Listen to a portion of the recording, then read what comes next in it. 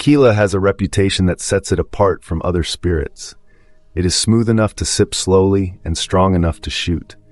It comes in a range of styles from blanco to reposado to añejo, each with its own character. And somewhere along the way, it picked up a reputation in wellness circles for being the healthier alcohol choice. So what actually happens when you drink tequila every day? A registered dietitian nutritionist broke it down, and the answer covers territory most tequila drinkers have not thought through. Let us start with what is actually happening inside your body every time you drink, because this applies to tequila specifically and to all alcohol more broadly. Your liver perceives alcohol as a toxin. That is not a metaphor or a health headline exaggeration. It is the literal biochemical reality. When alcohol enters your system, the liver immediately prioritizes clearing it from your body above all other functions. That process puts an enormous amount of strain on the liver, and when it happens every single day, the cumulative effect is significant. Daily alcohol consumption can result in liver damage, fatty liver disease, weight gain, and a lower resting metabolism. The weight and metabolism connection is worth understanding more deeply, because most people think of calories as the main alcohol and weight issue. Calories matter, but the liver mechanism is actually more fundamental. The liver is responsible for storing and burning fat.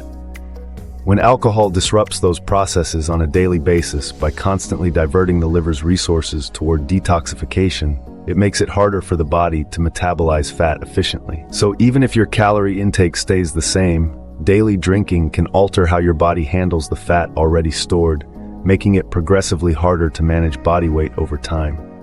Now here's the piece that makes tequila slightly different from other spirits in practice, though not in underlying health effects. Tequila has the same basic health effects as other spirits when you look at the alcohol itself. Alcohol is alcohol. 1 shot of tequila, 1 shot of whiskey, and 1 shot of vodka all deliver roughly the same amount of ethanol and roughly 100 calories.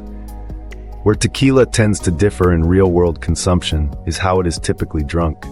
Because tequila is often taken as straight shots rather than mixed with sugary liquids like soda, juice, or syrups, people drinking tequila may end up consuming fewer total calories over the course of a night compared to people drinking mixed cocktails with high sugar additions.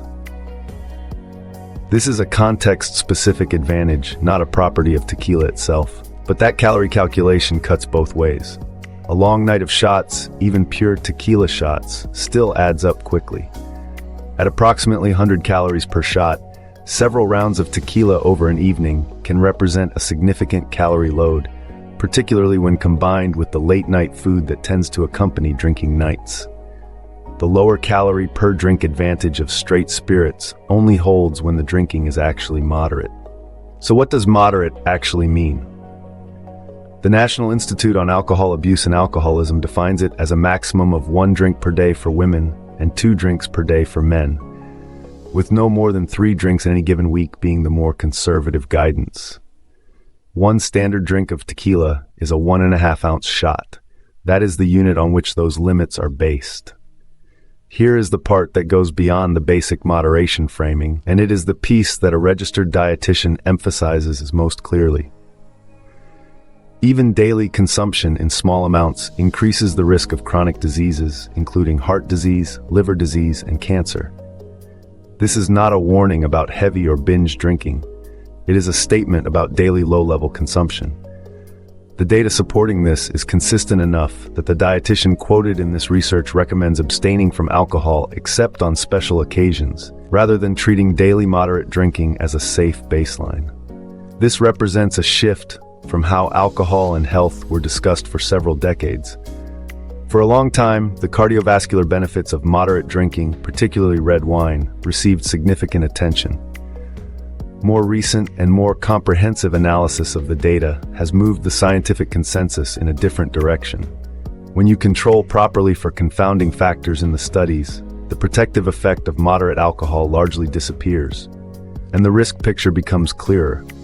Any daily alcohol consumption carries elevated risk for certain cancers and liver disease, and those risks increase linearly with the amount consumed.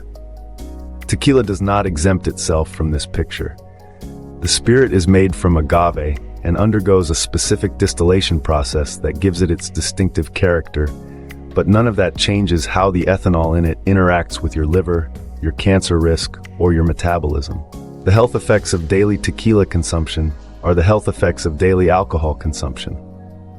What changes the equation is not which spirit you choose, but how often and how much you drink. The lowest risk position, based on the current evidence, is drinking rarely and in genuinely small amounts when you do.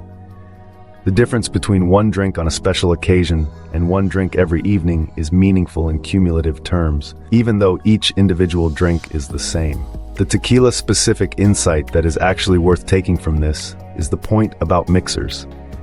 If you are going to drink alcohol, choosing spirits consumed without high sugar additions reduces the total calorie and blood sugar impact of the drinking occasion significantly. A straight shot of tequila, or a simple tequila with soda water and lime, is a substantially different caloric and metabolic event compared to a margarita made with sugar-heavy mix, a tequila sunrise loaded with juice, or a frozen blended cocktail that can contain hundreds of calories from added sugars alone. If moderation is the goal and drinking is going to happen, how you drink matters alongside how much. The final framing from the dietitian on this is worth sitting with. Daily use of alcohol, even in amounts that feel moderate and controlled, is not conducive to overall health. That statement covers tequila, wine, beer, and every other form of alcohol equally. The spirit's smoothness, its cultural reputation, or its lower calorie profile relative to mixed cocktails does not change the underlying biology of what ethanol does to your liver and your long-term disease risk. Every day it is present in your system. There's one more layer worth adding, and it connects to something the wellness world sometimes glosses over when discussing alcohol.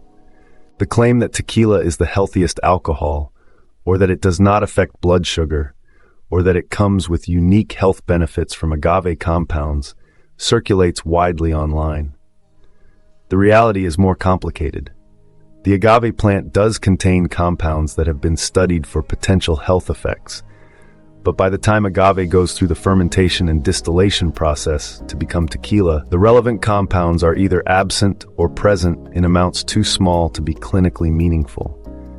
The tequila in your glass is not delivering therapeutic agave benefits. It is delivering ethanol with a particular flavor profile.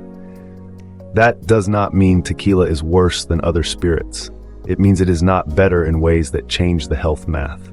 The liver processing the ethanol in a shot of tequila is doing exactly the same work it would do processing the same amount of ethanol in any other spirit.